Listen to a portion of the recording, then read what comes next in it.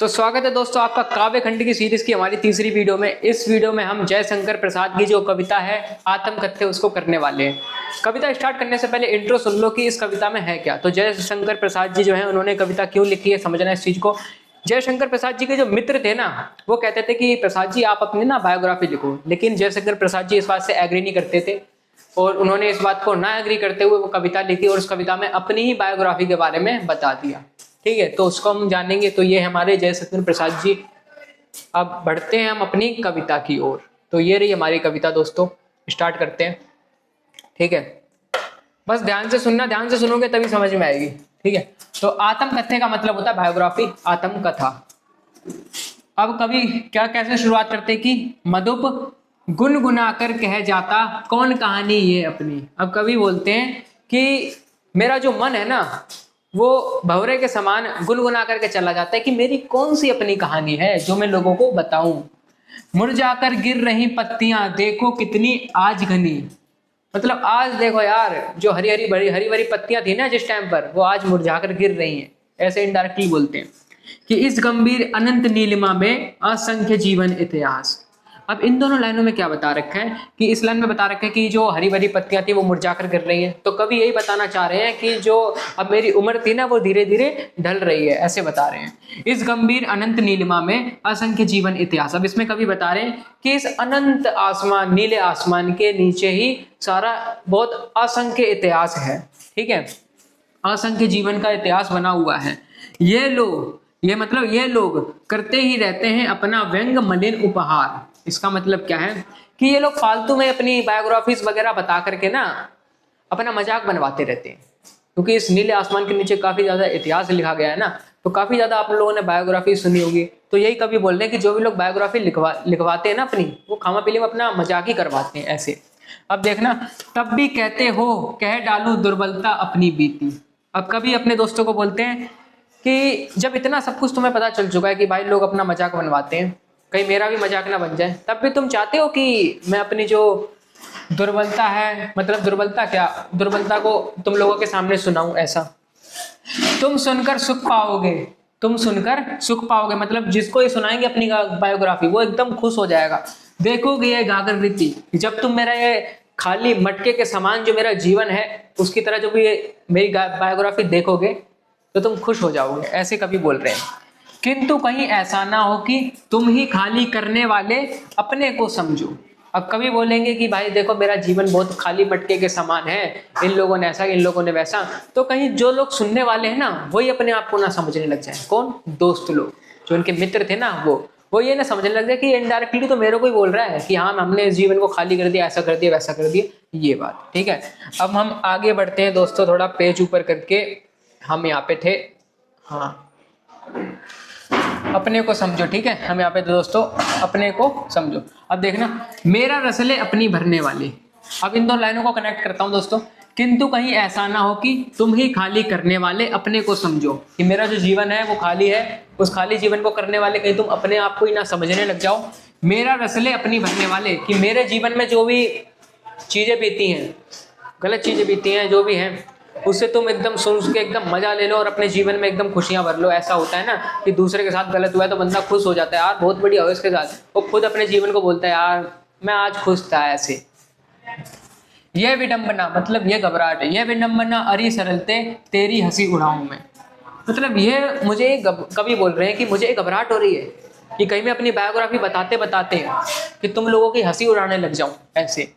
भूले अपनी या प्रवंचना औरों की दिखलाऊं मैं। मतलब इसमें क्या है कि मैं अपने फिर जीवन को छोड़ करके दूसरों की जो प्रवंचना है, दूसरों के जो कर्म कांड है उसको बताने लग जाऊंगा ऐसे। उज्जवल गाथा कैसे गाऊं मधुर चांदनी रातों की। अब दोस्तों बहुत इंपॉर्टेंट है समझना, कभी इसमें बोलते हैं कि उज्जवल गाथा कैसे गाऊं मधुर चांदनी रातों की। मतलब इसमें सीधा टारगेट हो रहा है, कभी बता रहे हैं, अभी कभी बता रहे थे कि मेरा जीवन दुखों से भरा हुआ है, ये वो ऐसे वैसे। अब कभी डायरेक्ट बता रहे हैं कि भाई मेरा जीवन जो है ना जरूरी नहीं दुखों से भरा हो, सुखों से भी भरा हुआ है, लेकिन अब कैसे बताऊं वो उज्जवल गाथा। वो उज्जवल गाथा का मतलब है वो खुशी वाले दिन, कैसे बताऊं मधुर चांदनी रातों की, वो ऐसी ऐसी रातें जिनमें मैं खुश रहता था, वो कैसे बताऊं मैं। अरे खिलखिलाकर हंसते होने वाली उन बातों की, मतलब कभी एक टाइम पर खुश भी रहते हैं, उनकी बात कर रहे हैं यहाँ पे। मिला कहाँ वे सुख जिसका मैं स्वप्न देखकर जाग गया, मतलब कभी बोल रहे हैं कि जो मुझे प्राप्त करना था ना, उसका मैं स्वप्न देखता था, और स्वप्न देखता था और जाग जाता था कि अब मुझे मिलने वाला है, लेकिन कैसे? मिला कहाँ वे सुख जिसका मैं स्वप्न देखकर जाग गया, मतलब वो मुझे चीज नहीं मिली जिसका मैं स्वप्न देख करके जाग गया था, ठीक है। आलिंगन में आते आते मुस्कुरा कर जो भाग गया, मतलब वो चीज जो मैं प्राप्त करना चाहता था वो आते आते ना मिल पाई मुझे, ऐसे कभी बोल रहे हैं। जिसके अरुण कपोलों की मतवाली सुंदर छाया में। अब दोस्तों इस चीज को समझना आप, ये बहुत इंपॉर्टेंट है, क्वेश्चन ऐसे फंस सकते हैं कि हाँ, अब देखो कभी यहाँ पे ना किसी और पर्सन की बात कर रहे हैं जो उसके जीवन में कोई मतलब फीमेल थी ऐसी, लाइक समझ लेना तुम, बाकी तुम समझदार हो, ठीक है।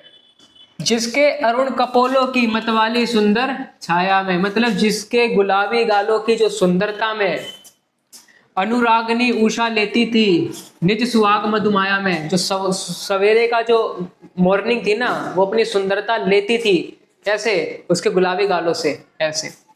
उसकी स्मृति पाथे बनी है थके पथिक की पंथा में। अब जो यादें इन्होंने बताई ना, उसके गुलाबी गाल ये वो है ना, तो उसकी स्मृति पाथे में, अब वो यादें मेरे लिए एक तरह की एनर्जी बनी है, जैसे राह में चलता जो टूरिस्ट होता है ना, उसकी एनर्जी उसका भोजन होती है, वैसे ही जिंदगी में मेरी जो एनर्जी है वो उसके गालों की यादें हैं, ऐसा तुम कह सकते हो।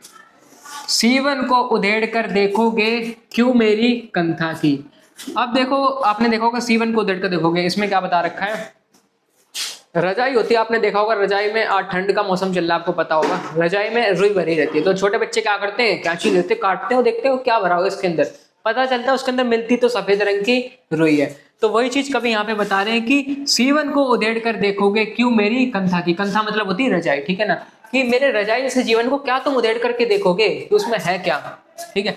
छोटे से जीवन की कैसे बड़ी कथाएं आज कहूं, कि मेरे इस छोटे से जीवन में जो बड़ी बड़ी कहानियां है ना, वो मैं कैसे बोल दूं, ये बोल रहे हैं कवि। क्या ये अच्छा नहीं कि औरों की सुनता मैं मौन रहूं। अब कभी इसमें बोल रहे हैं, पूछ रहे हैं, क्या ये बिल्कुल, क्या ये अच्छा है कि मैं औरों की सुनता रहूं और खुद कुछ ना बोलूं, ये कभी बोल रहे हैं। सुनकर क्या तुम भला करोगे मेरी बोली आत्मकथा, कि तुम मेरी जो आत्मकथा है ना उसको सुन करके तुम्हारा क्या भला हो जाएगा। अभी समय भी नहीं थकी सोई है मेरी मौन व्यथा। अब कभी बोलते हैं कि अभी टाइम नहीं है, अभी टाइम नहीं है जो मैं अपनी आत्मकथा बताऊं, मेरी आत्मकथा थकी हुई है, सोई हुई है, मेरी मौन व्यथा। मौन व्यथा मतलब वही शांत सा जीवन उनका।